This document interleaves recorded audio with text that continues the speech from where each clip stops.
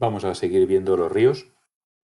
Entonces, lo primero que hay que saber es que en España tenemos tres vertientes.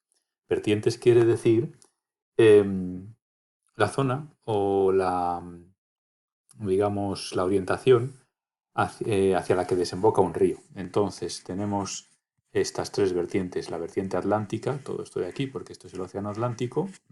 Todos estos ríos son de la vertiente atlántica. La vertiente cantábrica y la vertiente mediterránea. Con solo echar un vistazo podéis ver que la mayoría de los ríos desembocan en la vertiente atlántica. Eso es porque la península ibérica está ligeramente inclinada hacia el este. Entonces, toda esta parte de la península está inclinada hacia el este y entonces por eso los ríos circulan en esa dirección. Esta otra parte de la península, pues sin embargo, está inclinada hacia el oeste. Toda esta zona del Valle del Ebro y también por aquí, por la Comunidad Valenciana y la región de Murcia. Bueno, en la vertiente cantábrica también hay ríos, ¿eh? Lo que pasa es que en este mapa sencillito, en este mapa que es el más fácil de todos, pues no aparece ninguno porque son ríos en general muy pequeños. Nacen en la cordillera cantábrica, que está muy cerca del mar, y entonces tienen mucha pendiente esos ríos y llevan bastante agua, pero son muy cortitos, enseguida llegan al mar. Entonces, ya digo, nos vamos a centrar en los 6 o 7 fundamentales que son los que hay aquí. Bueno, en Galicia tenemos un río bastante caudaloso que es el Miño, que es este de aquí, que desemboca, hace frontera, en la desembocadura hace frontera entre España y Portugal. Y vamos a seguir por la vertiente atlántica. Entonces, este es un río de la vertiente atlántica, el siguiente es el Duero, que también hace un poco de frontera con Portugal, pero por aquí, por la zona de Zamora. Y desemboca en Oporto. En Oporto, acordaos de donde jugaba Iker Casillas, ¿vale? Entonces, este es el Duero, que es uno de los ríos también más largos y también de los más caudalosos de España. Aquí en la desembocadura de Oporto desagua muchísimo agua, porque tiene también otros afluentes que llegan por aquí. Y es en la desembocadura de los que más caudal tiene. Posiblemente en la desembocadura el que más. Lo que pasa es que no os liéis con esto, porque luego ya diré cuál es el más largo y el más caudaloso y todo eso. El siguiente es el Tajo, que ya veis que cruza básicamente toda la mitad de la meseta y desemboca en Lisboa, en esta parte de aquí que lo llaman estuario. Es el estuario del Tajo en Lisboa. Bien, este es el río Guadiana. Y el último de la vertiente atlántica es el río Guadalquivir, ¿de acuerdo? Que pasa por Córdoba, Sevilla. Y bueno, que ya os he dicho antes que quería decir Río Grande en árabe antiguo. De hecho, la palabra Wad en el árabe antiguo quiere decir río y por eso hay muchos ríos que tienen ese nombre, Wad. Guadiana, Guadalhorce, Guadalete, Guadalquivir, etc. Casi todos esos ríos, claro, os iba a decir, bueno, eran de lo que era Al-Ándalus en tiempos de la dominación musulmana, pero como Al-Ándalus era toda España, toda la península, menos Asturias, pues ríos con el nombre Guad pueden aparecer en muchas partes, pero casi siempre están, digamos, de la mitad hacia el sur, todos estos ríos con el nombre Guad. Bueno, vamos a continuar, esos eran los de la vertiente atlántica y ahora vamos con las de la vertiente mediterránea. Entonces aquí tenemos el río Segura que cruza la región, bueno, cruza parte de la comunidad castellano-manchega, luego sigue por Murcia y desemboca en la provincia de Alicante. Pues bueno, pues es el río mayor de toda esta zona, que es una zona, sin embargo, muy seca y muy árida de España. Este es el río Júcar, que desemboca en la provincia de Valencia, y por fin tenemos el río Ebro, que es uno de los más importantes de la península, es el que da nombre a la península, de hecho, ibérica viene de Ebro, y que es el río más caudaloso de España, es decir, el río que más agua lleva, y además es el más largo, porque aunque mucha gente diga que el más largo es el Tajo es el río más largo de la península, pero fijaos que tiene una parte muy grande que va por Portugal. Entonces, si nosotros hablamos solamente de España, tendríamos que descontar todos estos kilómetros que circula por Portugal, el río Tajo. Entonces, si decimos, ¿cuál es el río más largo de España? Pues es el Ebro. ¿Y cuál es el río más caudaloso de España? También el Ebro. ¿De acuerdo? Ahora, ¿Cuál es el río más largo de la península? Entonces sí, entonces es el Tajo, ¿vale? Que nadie se confunda con esta pregunta que tiene truco y a veces a los profesores nos gusta hacer el truco este. Bueno, pues esto es muy sencillo, ¿eh? ¿Cuántos ríos son? 3, 4, 5, 6, 7, 8 ríos, muy sencillitos. No voy a preguntar de momento afluentes, ya veremos más adelante si nos metemos más en harina con todo esto, ¿eh? Pero de momento con saber esto sería suficiente. Vamos a seguir. Vamos a seguir. Aquí hay un par de ejemplos de lagos. En España, pues los lagos son muy pequeños, no hay grandes lagos como puede haberlos en la zona del norte de Europa, en los países nórdicos, como puede haberlos en África, que hemos visto, ¿no? El lago Victoria, el lago Chad, o como puede haberlos en Norteamérica, que veíamos los grandes lagos, ¿no? Situados en la frontera entre Estados Unidos y Canadá. Aquí los lagos son bastante más modestos en cuanto a dimensiones, pero bueno, por destacar solamente dos, aquí tenemos las lagunas de Ruidera, que están en Ciudad Real. Eso está, vamos a ver, más o menos por aquí. Y el otro que vamos a destacar es el lago de Sanabria. El lago de Sanabria es un sitio muy bonito. Este es un lago glaciar, ¿eh? Ya veis que al lado hay montañas. Esto en su día, hace miles de años, estaba helado. Y el hielo se derritió y formó este lago. En este pequeño valle que había, pues se formó un lago. Es un sitio muy bonito, además es una zona protegida. Se puede visitar y además yo la última vez que lo visité resulta que tienen un barco que funciona por energía solar, es decir, que no gasta nada de combustible, totalmente limpio y ecológico y no hace ni un ruido. Es increíble cómo se mueve el barco sin hacer nada de ruido. Y te enseñan pues partes del lago y te enseñan también parte de la fauna acuática, el plancton que hay en este lago, en fin, que está muy bien. Lo llevan un equipo de biólogos, está fenomenal. Así que yo recomiendo a todo el mundo ir. El lago de Sanabria, en Zamora. Está más o menos.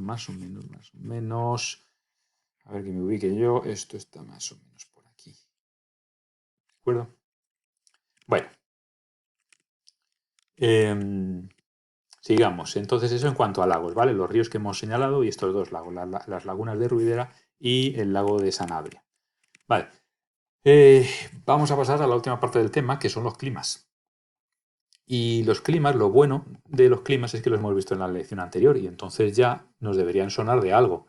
O más bien deberíamos ya saber de qué hablamos cuando decimos clima mediterráneo, clima oceánico, clima desértico o clima de alta montaña, ¿vale? En España tenemos los siguientes climas. Vamos a ver nada más que tres. El clima oceánico, que aquí en este mapa está en verde, el clima oceánico, que ya sabéis que es el clima afectado por los vientos que vienen del Atlántico y que son vientos que suelen traer lluvia. Entonces, por eso, pues si veis alguna vez el tiempo o si conocéis la zona, sabréis perfectamente que en este país donde llueve es en el norte, ¿vale? Galicia, Asturias, Cantabria, etcétera. Entonces, toda esta zona es clima atlántico. Si os acordáis del tema anterior, todo esto de aquí también está parte del este de Francia. Lo que pasa es que como este mapa solo es de España, pues solo nos vienen los climas en el territorio español. Pero, si este mapa fuera de toda Europa, todo esto de aquí también sería verde, ¿vale? Todo esto sería verde, sería clima oceánico. Y esta parte del norte de Portugal también. Desde aquí viene todo ese viento del Atlántico, que es un viento húmedo, eh, y deja muchas precipitaciones en toda esta zona, sobre todo en las zonas montañosas, la cordillera cantábrica y tal. Bueno, entonces toda esta zona es de clima oceánico, ¿vale? Clima oceánico o atlántico, que es lo mismo. Clima atlántico, clima oceánico son sinónimos. Después tenemos el clima mediterráneo, que aquí está en amarillo, toda la costa del Mediterráneo, todo el Levante y toda esta parte de Andalucía. Y después, este mapa tiene una cosa que a mí no me gusta mucho, y es que en naranja viene el clima continental. Bueno, en España no hay clima continental, no hay clima continental puro. Hay lo que llamamos clima mediterráneo continentalizado, clima mediterráneo continentalizado o mediterráneo de interior. Entonces, toda esta zona que viene en naranja, habría que haberlo llamado, o el que ha hecho el mapa, que yo le agradezco mucho porque el mapa está bien, pero esto es lo único que no me gusta, habría que verlo llamado Mediterráneo continentalizado, ¿de acuerdo? O sea que esto aquí naranja, haceos a la idea de que pone Mediterráneo continentalizado. ¿Por qué? Porque es que el clima mediterráneo en sí, aunque con alguna característica del clima continental. Y me explico. Esta zona del clima mediterráneo, como toda la costa de Cataluña, la Comunidad Valenciana, no es una zona demasiado fría, ni siquiera en invierno hace demasiado frío, ¿no? El mar Mediterráneo suaviza bastante las temperaturas. Em, entonces, pues tiene esos inviernos que no son demasiado fríos, que es cuando hay algunas precipitaciones y tal, y luego en el verano, pues hace mucho calor y llueve muy poco, temperaturas altas y precipitaciones bajas, que es lo típico, típico, típico del clima mediterráneo. El verano con sequía, la sequía estival que llaman, ¿eh? El verano sin precipitaciones o con muy pocas precipitaciones, muy típico del clima mediterráneo, ¿vale? Y los inviernos no demasiado fríos y con algunas precipitaciones. Eso es lo típico del clima mediterráneo. Entonces, si nos vamos al interior, lo que tenemos es que tenemos la misma sequía estival, es decir, en verano llueve muy poco y cuando cae algo de lluvia, pues es ya para el otoño, para el invierno, ¿de acuerdo?